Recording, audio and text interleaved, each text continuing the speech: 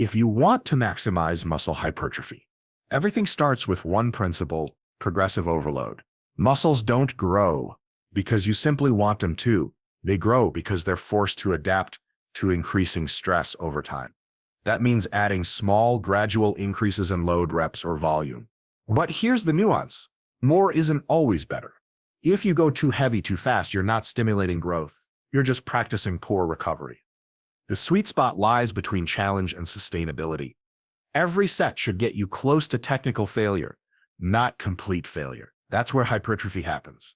You don't grow by surviving workouts. You grow by recovering from productive ones. So log your lifts, measure your progress, and don't chase soreness.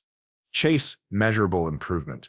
That's the difference between training hard and training smart. Let's talk about the real driver of muscle growth: progressive overload. Now, I know that term gets thrown around a lot and people love to say, you just got to lift heavier, bro, but that's not quite it. Progressive overload isn't about ego lifting or trying to set PRs every week. It's about gradually, intelligently increasing the challenge on your muscles over time so they're forced to adapt and grow. You can't just do the same workout with the same weights and expect a different body. The body's too smart for that. It adapts quickly, so if you want it to keep growing, you've got to give it a reason to. Yeah, here's the deal. Your muscles grow because they experience tension they're not used to. When you lift weights, you're creating microscopic damage in the muscle fibers, and then your body repairs them a little bigger, a little stronger, so next time it can handle that load. But if you keep giving it the same load, same reps, same intensity, it has no reason to improve. It's like studying the same chapter of a book over and over. You don't learn anything new. The principle of overload means you're slowly increasing the demand so that your muscles are always just a little behind what they can handle. Not miles behind. That's when you get injured, but just enough to make them say, all right, I need to be stronger next time. Now, there are a lot of ways to apply this. You can increase the weight on the bar, sure, but that's not the only tool you've got. You can add reps. You can add sets. You can slow down your reps to increase time under tension. You can improve your technique so that the target muscle is doing more work instead of letting other muscles take over. All of those are ways of progressively overloading. The magic isn't in how you do it. It's in doing it gradually. The key word here is progression. You don't double your volume in a week. You don't add 20 pounds overnight. You nudge it, a couple more reps here, an extra set there, a slight increase in load when you've truly earned it. Over months, those small progressions add up to big gains. The problem most lifters run into is that they confuse intensity with progress. They think if they just destroy themselves in the gym, they're growing. But that's not how hypertrophy works. You don't grow from punishment. You grow from productive stress followed by recovery. Going to failure on every set, maxing out every session, or training until you can't walk. Those things sound hardcore, but they're not sustainable. And the body doesn't reward unsustainable effort. It rewards smart effort, done consistently. The goal isn't to see how hard you can train today. It's to set yourself up to train again tomorrow, next week, and next month. Still recovering. Still progressing. When we talk about progressive overload, we have to also talk about recovery. Because overload without recovery is just fatigue. Imagine you're trying to climb a staircase to your goal physique. Each workout is a step up, but if you never let yourself rest, it's like you're carrying a backpack full of bricks. Eventually you'll slow down or collapse. Recovery takes those bricks off your back so you can keep climbing. So, progressive overload isn't just a training concept. It's a balance between training stimulus and recovery. The better you recover, the more you can train. The more you can train effectively, the more you grow. Now let's talk about proximity to failure, because that's where a lot of people get confused. You don't need to go to absolute failure on every set to grow muscle. In fact, stopping a rep or two shy of failure is usually ideal. That's what we call effective reps. Territory, the ones that are close enough to failure that they stimulate muscle growth but don't beat you into the ground. When you lift too easy, the body says, no big deal, I can handle this. But when you lift in that zone, close to failure, controlled, focused, the body says, okay, I need to adapt. That's the sweet spot. A good way to think about it is this. Imagine each workout as a signal you're sending your body. If the signal is too weak, like easy sets far from failure, the body ignores it. If the signal is too strong, like annihilating every muscle to the point you can't recover, the body can't respond properly. You want the signal to be just right. Clear, strong, consistent. That's how hypertrophy happens. Now, all of this sounds very technical, but here's what it really comes down to. Be patient and track your progress. Keep a training log. Write down your weights, reps, and sets. Because if you're not tracking, you're guessing, and guessing doesn't build muscle. You need data to know if you're actually progressing. If you benched 80 kilos for 10 reps last month, and now you can do 12 reps with that same weight, that's progress. If you can do the same reps, but your form has improved, slower tempo, better control, that's progress too. Don't underestimate those small wins. They're what drive long-term growth. And finally, remember this. Hypertrophy is a slow process. You can't rush biology. Muscles don't care about your timeline. They care about consistency. Progressive overload isn't sexy. It's not about chasing pump or soreness. It's about showing up week after week, slightly improving, recovering, and repeating that process. The people who understand that are the ones who actually change their physiques over time. The ones who chase instant results, burn out, or get injured. So if you want to maximize hypertrophy, stop thinking in terms of days and start thinking in terms of months and years. Each workout isn't about proving something. It's about building something. You're constructing your physique brick by brick, and progressive overload is the tool that lets you lay each one perfectly in place. Train hard, recover smart, and stay patient, because the real secret to maximum muscle growth is consistency applied intelligently. That's what separates the average lifter from the one who truly transforms. When we talk about maximizing hypertrophy, there's one concept that often gets overlooked: balance. And I don't mean balancing on one leg with a dumbbell overhead. I mean balancing the three pillars of training: volume, intensity, and frequency. These three variables are like the gears of a machine. When they work together smoothly, you get continuous muscle growth. But when one gear turns too fast or too slow, the whole system jams. That's why understanding how these three work together is crucial if you're serious about building muscle efficiently and sustainably. Let's start with volume, because it's the main driver of hypertrophy. Volume is simply the total amount of work you do. Sets multiplied by reps, multiplied by load. You can think of it as the total tension your muscles experience in a week. But here's the catch. More volume isn't always better. Your muscles respond to an optimal range, not to endless work. If you do too little, you won't grow. If you do too much, you'll start regressing, because recovery can't keep up. The sweet spot usually lies somewhere around 10 to 20 hard-working sets per muscle group per week for most people. That's not a random number. It's based on years of research and practical observation. It's enough to stimulate growth, but not so much that it overwhelms recovery. Now, within that range, you'll have an individual maximum recoverable volume, the point where more training stops helping and starts hurting. The only way to find it is by paying attention to feedback. Are you getting stronger? Or are you just getting tired? Are your pumps good, or do they feel flat? Are you motivated to train, or are you dragging yourself into the gym? Those signs tell you whether your volume is appropriate. Good training isn't just about doing work, it's about doing the right amount of work. Next up is intensity. How hard you push within each set. Intensity is what gives volume its meaning. 10 sets of easy work don't stimulate anything, but 10 sets where you're working close to your limit, now that's a growth signal. The key here is proximity to failure. If every set is 5 or 6 reps away from failure, you're not doing enough. If every set is taken to absolute failure, you're probably doing too much.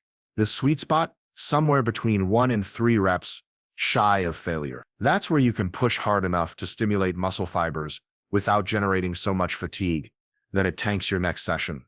The big mistake people make is thinking that higher intensity automatically means better results. They'll slap on more weight, use bad form, and tell themselves they're training hardcore. But hypertrophy isn't about showing off, it's about control. The muscles don't know the number on the bar, they know the tension you put them under.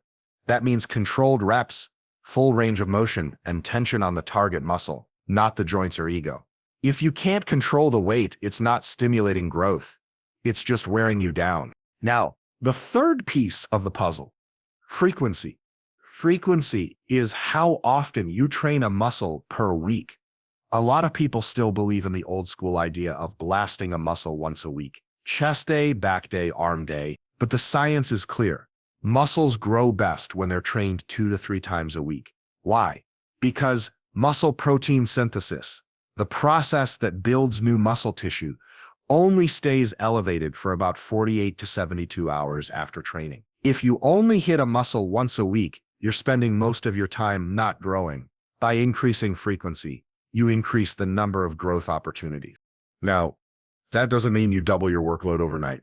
It means you spread your volume across the week. Instead of doing 20 sets for chest in one brutal session, do 10 on Monday and 10 on Thursday. You'll recover faster, perform better in each session, and keep the growth stimulus more consistent. It's a smarter way to train. Think about it like watering a plant. A little water a few times a week is better than flooding it once. Muscles respond the same way. The real trick is finding the right balance between these 3 variables. If you increase volume, you might need to lower intensity or frequency a bit to recover. If you increase intensity, maybe reduce total volume slightly. Everything in training interacts. You can't max out all 3 at once. Trying to train at high volume, high intensity, and high frequency all the time is like trying to sprint a marathon. You'll burn out fast.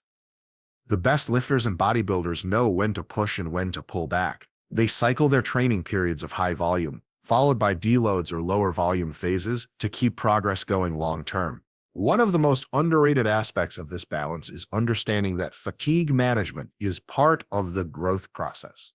Every rep and set you do accumulates fatigue, not just stimulus. If you train too hard for too long without managing that fatigue, performance drops, motivation dips, and eventually progress stops. That's why structured deloads, planned lighter weeks are so effective. They don't make you weaker, they let your body catch up so you can come back stronger. It's not rest, it's strategic recovery. Also, remember that your recovery ability changes depending on your life situation. If you're sleeping well, eating enough, and managing stress, you can handle more volume and intensity. But if you're underslept, underfed, or stressed out, you might need to pull back a bit. The body doesn't separate gym stress from life stress. It all goes in the same recovery bucket. So be honest with yourself. Adjust your training load to match your ability to recover, not your desire to grind. At the end of the day, building muscle is about managing these 3 variables intelligently over time. Volume is the driver, intensity gives it direction, and frequency sets the rhythm. Think of them like the dials on a soundboard. Turn one up too high and the music distorts. Keep them balanced and you get harmony. That's how real, sustainable hypertrophy happens, through smart, evidence-based adjustments and consistent effort over time. The lifter who understands that training is about balance, not extremes, is the one who wins in the long run. If there's one thing that separates people who train hard from people who actually grow, it's not how much weight they lift. It's how well they recover and how consistently they fuel their bodies. Training provides the signal for growth, but recovery and nutrition are the foundation that lets that signal turn into real muscle tissue. You can have the perfect program, hit every rep with textbook form, and push yourself to the limit. But if you're under-eating, under-sleeping, or overstressed, you're simply not going to grow the way you could. Think of it like trying to build a house with no bricks. The effort's there, but the materials are missing. Muscle growth is expensive for the body. It takes energy, protein, and time. You can't expect your body to add new tissue if you're not providing it the resources to do so. That's where nutrition comes in. To grow muscle effectively, you need to be in a slight calorie surplus, not a massive bulk, not a seafood diet, but just enough to support recovery and new growth. Somewhere around 200-300 extra calories a day for most people is plenty. That small surplus gives your body the building blocks it needs without adding unnecessary fat. The mistake a lot of people make is thinking they can stay shredded while maximizing muscle gain. The truth is, you can't ride 2 horses with one saddle. Pick a goal, grow or cut, and commit to it for a while. Protein, of course, is the #1 nutrient when it comes to hypertrophy. If you're training hard and not eating enough protein, you're basically trying to drive a car with no fuel. You need around 1.6 to 2.2 grams of protein per kilogram of body weight daily. That's not a random number. That's what research consistently shows supports optimal muscle protein synthesis. It doesn't have to come from fancy supplements or exotic foods either. Chicken, eggs, Fish, lean beef, dairy, tofu, lentils. The source doesn't matter as long as you hit your target. Distribute your protein intake evenly throughout the day, ideally over 4 to 6 meals or snacks. That way, your body gets a steady supply of amino acids to repair and build muscle tissue. Now, carbohydrates often get demonized in fitness circles, but they're absolutely essential for hypertrophy. Carbs fuel your training sessions and replenish glycogen, the stored energy in your muscles that lets you push hard set after set. If your glycogen stores are low, your performance tanks, and that means fewer quality reps and less effective overload. You don't grow because of one hard workout. You grow because you can repeatedly perform at a high level. Carbs help make that possible. So if you're training intensely, don't fear carbs. They're your training fuel. The same goes for healthy fats. You don't need massive amounts, but fats support hormone production, which plays a key role in muscle recovery and growth. But let's be clear, nutrition isn't just about macros. It's also about consistency and timing. You can't just eat a huge meal once a day and expect results. Spread your meals out. Make sure each one has a good protein source and eat enough around your workouts to perform well and recover afterward. Post-workout meals aren't magic, but they help jumpstart recovery by providing the nutrients your body needs when it's most receptive. Think of it as refueling your system after a tough session. Now, let's shift to recovery, because this is where a lot of people fall apart. They train hard, they eat right, but they neglect sleep, and that's like trying to build a skyscraper on a weak foundation. Sleep isn't just rest, it's active recovery. When you sleep, your body releases growth hormone, repairs muscle tissue, and resets your nervous system. Most people need 7 to 9 hours of quality sleep per night. Less than that, and your recovery starts to suffer. You might still function, but you won't optimize. Your strength won't climb as quickly. Your mood and motivation will dip, and you'll hit plateaus faster. If you've ever noticed that your workouts feel harder after a few nights of bad sleep, that's not your imagination. Lack of sleep increases fatigue, reduces coordination, and blunts muscle protein synthesis. So, if you're serious about hypertrophy, treat sleep like a training session. It's non-negotiable. Create a routine, keep your room cool, dark, and quiet, avoid screens before bed, and go to sleep at the same time every night. The people who master their sleep are the ones who recover faster, train harder, and grow consistently. Another part of recovery that doesn't get enough credit is stress management. Your body doesn't care whether stress comes from the gym, your job, or your relationships. It all adds up. High chronic stress elevates cortisol levels, which interfere with recovery and muscle growth. If you're constantly wired, anxious, or running on caffeine and adrenaline, your progress will slow down. Sometimes, the best thing you can do for hypertrophy is to take a rest day, go for a walk, or do something relaxing. Recovery isn't laziness. It's the investment that allows you to keep training effectively for years. Hydration also plays a subtle but important role. Muscles are mostly water, and even mild dehydration can reduce performance. Drinking enough fluids throughout the day keeps your body functioning properly and supports recovery. Simple habits like drinking water with meals or keeping a bottle nearby during workouts can make a noticeable difference over time. Let's not forget one more thing. Time, recovery, and nutrition work best when combined with patience. You can't out-eat or out-recover inconsistency.